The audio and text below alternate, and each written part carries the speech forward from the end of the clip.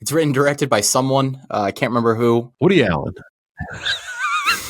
I'm bleeping that. Wait, what Woody Allen do? I forget. All right, Lights, Camera, Barstool streaming picks of the week. Middle of October.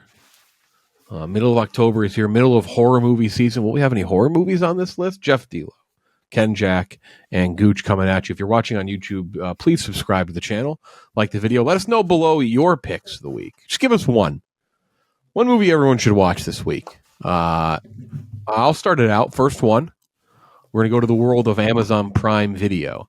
A movie we actually reviewed on this podcast back from 2019. Yeah, 2019. Under 90 minutes long. Rare these days. Movies Crawl. Good movie. Very underrated horror thriller. Kayla Scodelario. Barry Pepper as well. I think we interviewed for this movie. We did. We interviewed him for the movie. Everyone knows Kaya Scodelario to be from the Maze Runner franchise. Of course. Yep.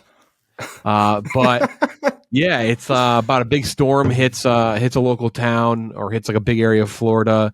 And they're stuck in a house. The dad's wounded and all that, and they're trying to escape some bad shit in the waters.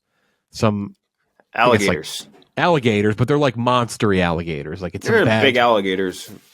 Bad fucking news. Yeah, I guess does that make them crocodiles? I forget. No, it's freshwater to saltwater, right? Isn't that the deal?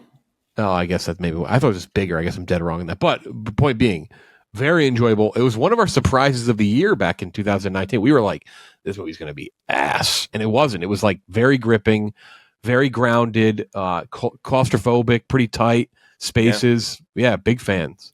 Did they have a really stupid marketing campaign for that movie, or am I misremembering that? I think they did. I don't think we thought. I don't think we thought it was going to be good, but I remember I went to the screening for it, and it was at the Paramount place in Times Square, and it was just me. And I was the only person in the entire screening. They waited for me to get there. They started when I got there, and ended when the second I left. And I was like, oh, man. Like when I got there, no one was there. I'm like, this must suck. But I really liked it. I remember texting you and Trill after, and I was like, this is a tremendously pleasant surprise. Yeah, definitely good, especially it's that time of year. Horror thriller, not like Halloween-y horror. Weenie. I know Sam Raimi was partially involved with the movie, I think, producing. So yeah, I think definitely check out Crawl on Amazon Prime Video. You've never done it. A good part of the year to watch that. Ken Jack. Mm-hmm. I'll go with one where I don't even necessarily think this is a great movie, but I think it's a very watchable movie, and that's Elysium on Netflix. I'm just a Neil Blomkamp guy. You know what I mean? Anytime he throws something out, maybe if it's not even his best work, maybe it's that racing movie or whatever, I'll watch it because he knows what he's doing. And Elysium is kind of like a very watered-down product version of District 9 in a lot of different ways. But it's still watered-down. District 9 is better than like 90% of sci-fi. So like there's some stuff there. Having like Matt Damon play a guy named like George Santos or whatever, I forgot who it was, but was not great. But other than that, like the action's cool. Copley is always fucking excellent. Really good villain in this movie. His name was like Kruger or something, some great villain name. And there's like a cool concept. I mean, just classic class warfare sort of shit, which he did also in District 9 and combining it with amazing looking sci-fi. So there's nothing really to hate about that. Matt Damon's annoying that he can pull off a buzz cut just as well as he can pull off any other haircut. Yeah. Like he does. I always, did this come out around the time of Oblivion? Yeah. Yes. Because I was confused the two of them. Very similar names, but Oblivion's the one where in the trailer, it's in the movie too, but Tom Cruise is in like the Rose Bowl after it had been like leveled by humanity. Mm-hmm. He's like pretending to catch like a game-winning pass or throw like a game-winning pass in the Super Bowl. I was confused the two, but I do enjoy Elysium, yeah. Oblivion had a soundtrack by M83, which rocks. And I remember I was tweeting about it the other day. Dude, M83, very underappreciated. Where'd they go? They were amazing.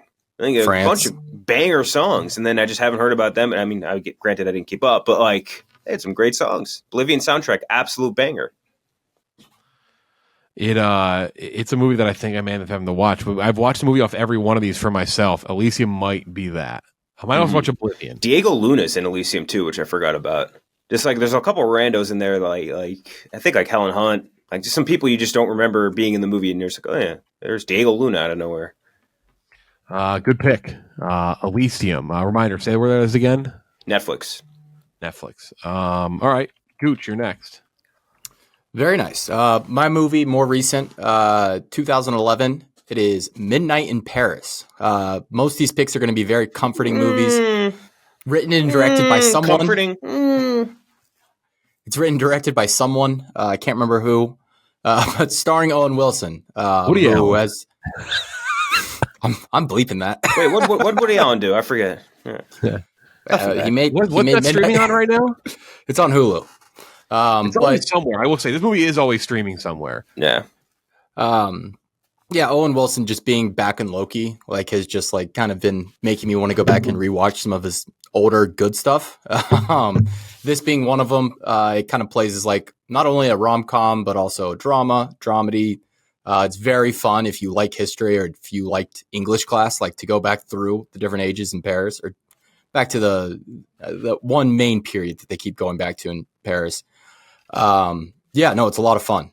Who was there? It's like F. Scott Fitzgerald. No. Who was there in Paris? Let me know. Them. Yeah. Okay. Yeah. Sure. They were. It is comforting though. Not even talking about Woody Allen. Like, would you consider it comforting though? It's like it's got some negative. Yes, but it's the scenery. It's the entire vibe of the movie. I love the movie. I'm a longtime defender of people like, you still like it? I'm like, I don't know. Sorry, art, not artist. Like the movie's great. Like it's the guy behind it sucks ass, but like whatever. It's a good movie. Every time I watch that movie, I'm definitely not thinking about him having sex with his stepdaughter. Never once. Yeah. Correct. Does it cross my mind? Correct. He did also, like, if you want to correct shit on Woody Allen, obviously very justified, but let's bring up some bad movies, like that awful Justin Timberlake movie that came out a few years ago. What was it called? Like Theme Park or something? Oh, I thought you were going to say Palmer. I was like, I liked Palmer quite a bit. No, it was like Justin Timberlake.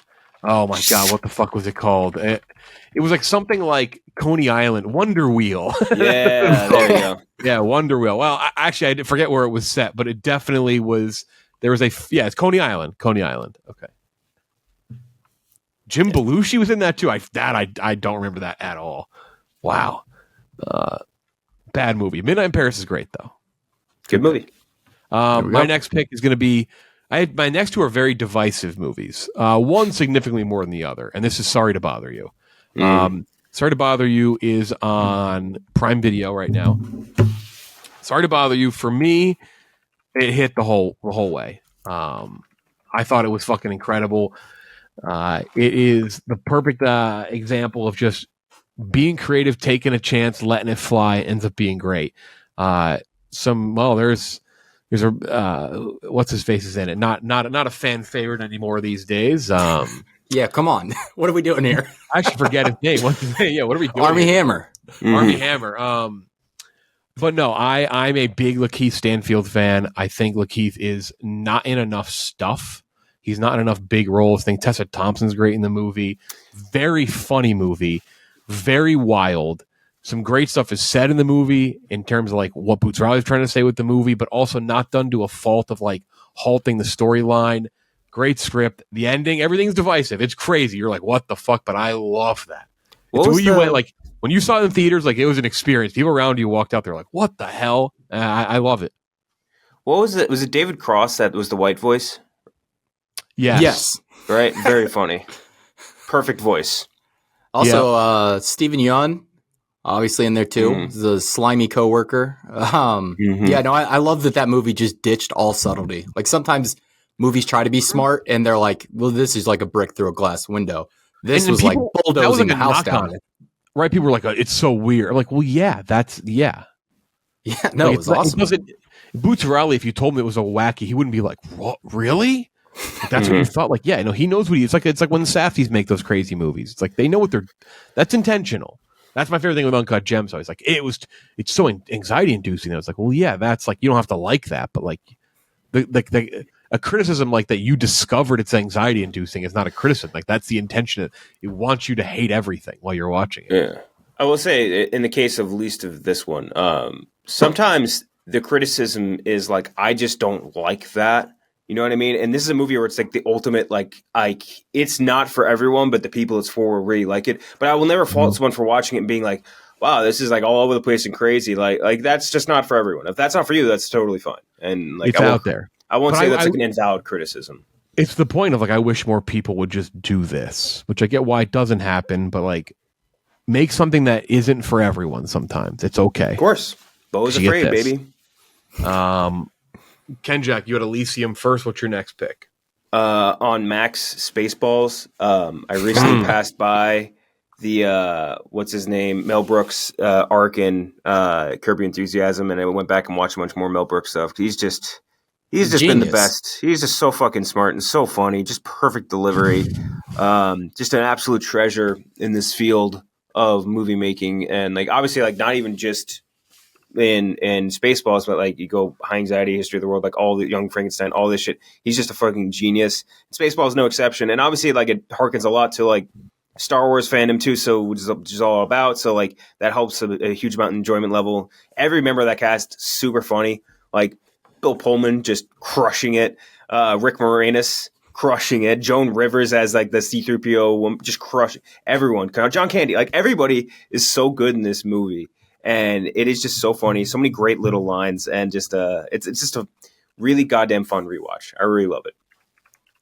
I always wanted the big comb. I want big that comb. big prop. I want Comb that in the prop. desert. They found shit. We ain't found shit. It parody that holds up too, because obviously Yeah. the Star Wars stuff they parody like only becomes stronger and stronger over the years. Yeah. Great Merchandising. pick.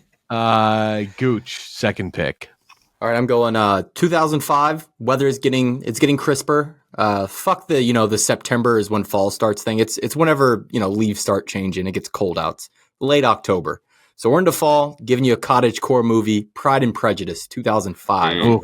Keira Knightley. Also, Matthew McFadden's birthday was yesterday, I think. So that's what kind of reminded me of it. Birthday, Matt. Yeah, no, very, very, yeah, Mr. Darcy, baby. Watch if you don't know that Tom Swampgams is British. Yeah. Yeah. I love people coming to that realization, like every new season of Succession. Oh my God, Tom Moncrief, he's British. Yeah, no shit. Yeah, no, just a very, relaxing. I told you, I'm going to give out some comforting picks. This is a comforting movie, nice fall movie. Based on your description, I thought you were going to say October Sky, which I wouldn't have hated either. I love October Sky. That's a big time TV cart movie for me.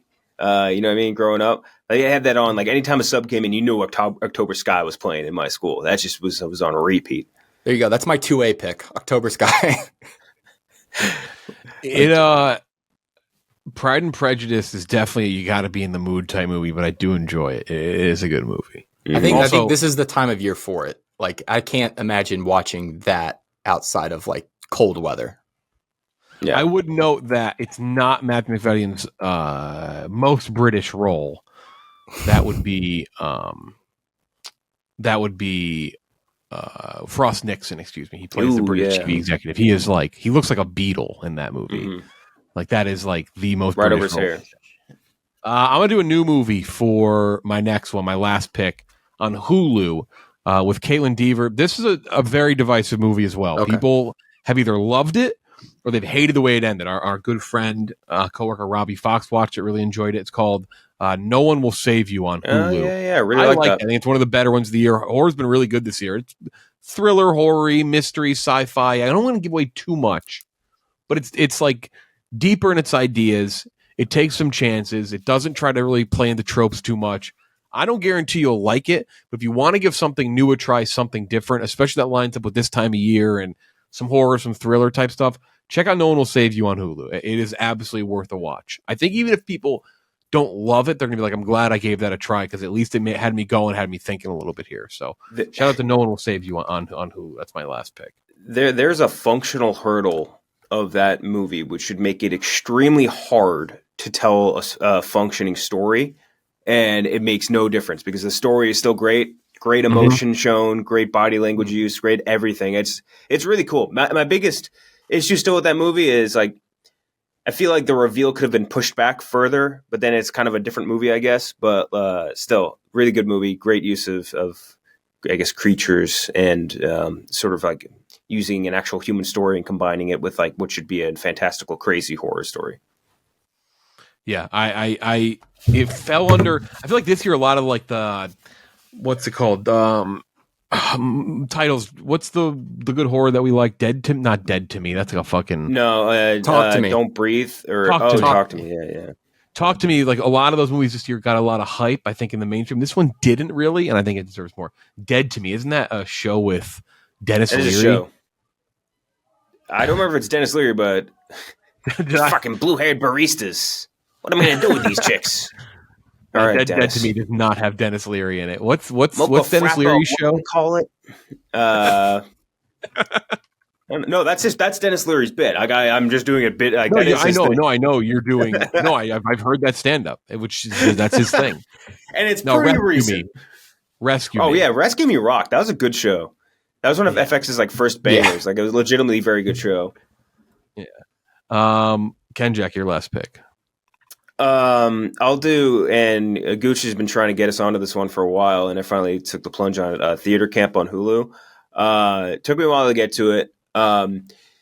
It's a tough one where like the humor in it either really hits or is very like like a little bit of like a sigh to it, not like a cringing or anything like that, but just like But like I will say, I was laughing more than I was not laughing. And it was, I think, a pretty good hyperbolic representation of theater kids. Like, if you know any theater kids growing up, it is a very good representation of them. That's like just enough over the top, and really good acting. Like, this is the type of shit Ben Platt should be doing, not playing like a fucking damp teenager as a 28-year-old. He plays himself.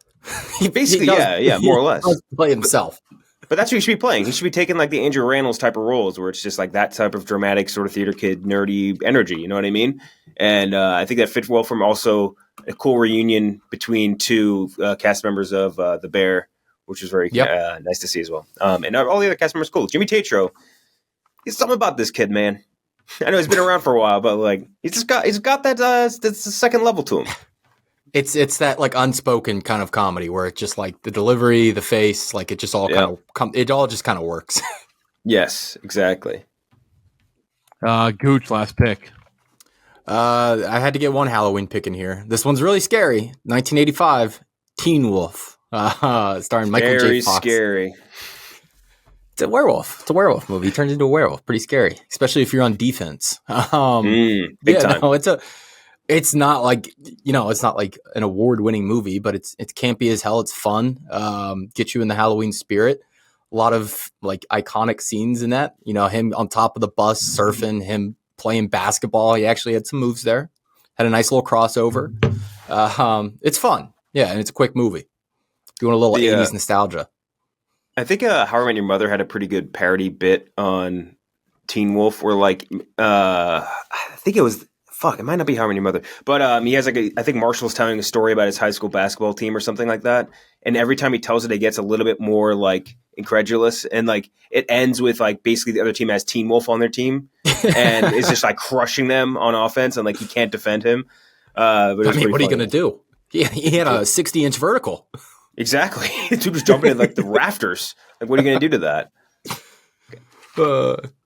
I love when his dad comes in the bathroom. He's like, "We have to have a talk, son." Yeah, exactly. Like, it's no big deal. I love movies like that where they just don't address something absolutely insane happening. No. You know what I mean? You guys ever watch the TV show?